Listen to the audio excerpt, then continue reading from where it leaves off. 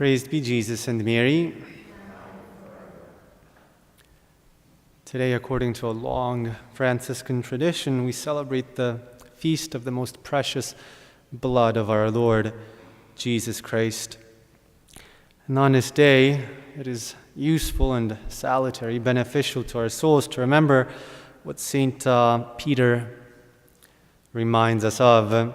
In his first epistle, he was writing, St. Peter, the first pope, was writing to Christians who were from within and from without, from all sides, truly oppressed by the pagan decadence and moral depravity of their times, as we are today as well. And St. Peter reminds us, he says, "You were ransomed from your futile conduct, handed on by your ancestors, not with perishable things like silver or gold, but with the precious blood of Christ, as of a spotless, unblemished lamb."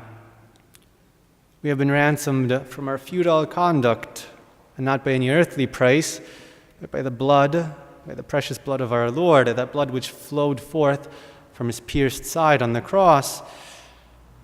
And we have a duty to keep our garments clean and spotless, those baptismal garments which we have acquired through our Lord's blood.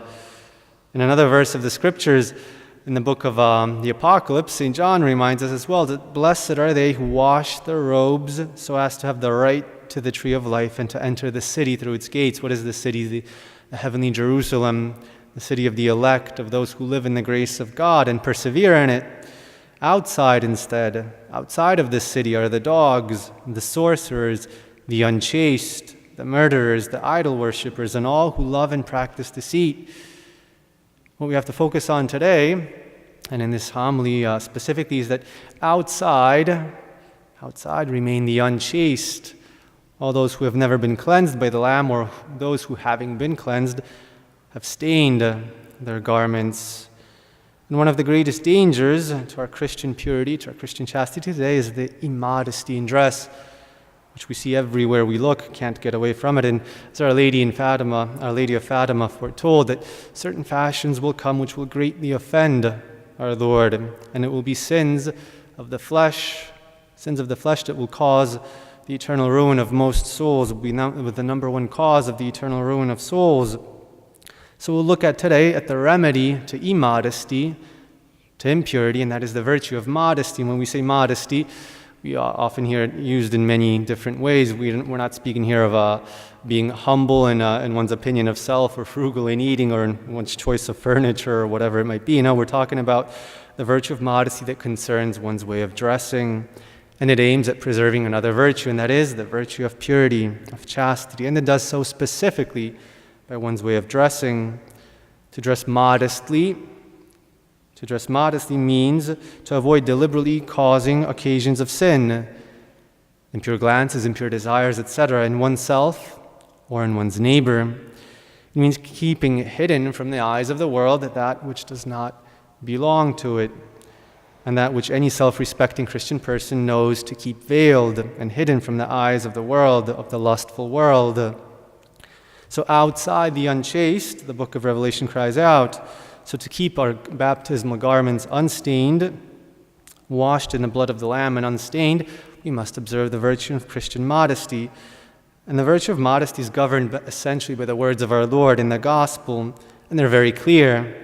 "I say to you, everyone who looks at a woman with lust has already committed adultery with her in his heart." And that goes for those who deliberately look with lust, and for those who constitute the occasion of sin, for those who make others look. Now, those who object, it's not my fault if somebody looks. Well, sure.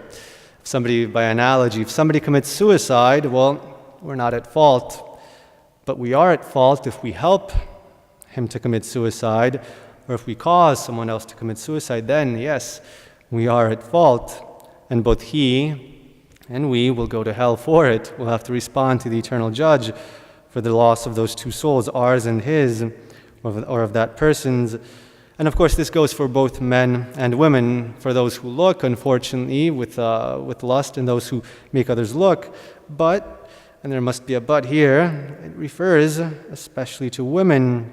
And don't blame me for saying this. Here are the words of Pope Pius XII, probably the clearest papal pronouncement on the subject given by Pope Pius XII, he says, and I cite, "How many young girls are there who see nothing wrong in following certain shameless styles, like so many sheep? The good of our soul, instead, is more important than the good of our body, and we have to prefer the spiritual welfare of our neighbor to our bodily comforts." And what's the point the Pope is making? Here it is. If a certain kind of dress constitutes a grave and proximate occasion of sin and endangers the salvation of your soul and that of others, it is your duty to give it up. It might be fashionable, everyone might be wearing it, everyone might be saying it's okay, you might have never heard that it's not okay, but if it constitutes a grave and proximate occasion of sin to yourself and to others, it is your duty to give it up. And the Pope spares no one here.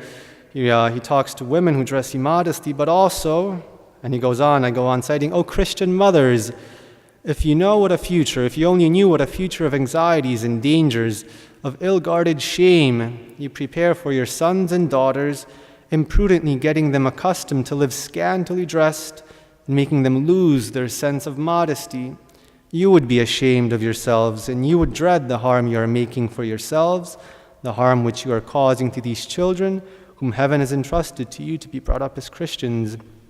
Something that all of us should know for ourselves, for the good of ourselves, for the good of our families, so that we might know this and tell it to others.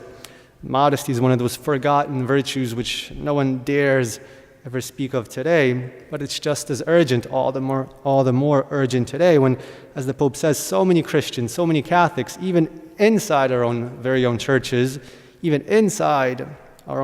follow sheepishly the shameless styles of the world. Blessed instead are they who wash their robes in the blood of the Lamb and keep those garments pure so as to have the right to enter the city through its gates. Outside of the city are the unchaste who stain those garments and who practice deceit. So those tempted to immodesty should all ask themselves, well, what good is it to have the admiration even of the whole world, to make heads turn left and right, but in the end to lose both body and soul for all eternity, to lose that instrument of sin along with our souls for all eternity? What good is that? Instead, we should remember that the good of our body, that the good of our soul is more important than the good of our body, and we have to prefer the spiritual welfare of our neighbor to even our bodily comforts.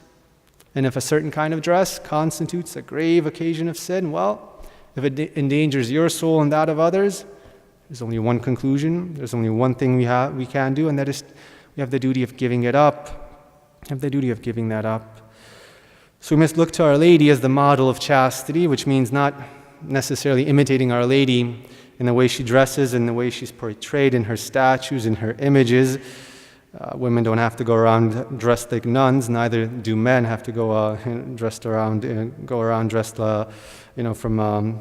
head to toe. No, the imitation of Our Lady, when it comes to modesty, means having the fortitude, the courage to go against these popular, suggestive, and provocative styles, the courage to keep hidden from the eyes of the world that which does not belong to it. For the love of our own dignity, our own Christian dignity, for love of our neighbor, for love of God, and for love of that precious blood with which we have been washed and with which we have been redeemed. Praised be Jesus and Mary.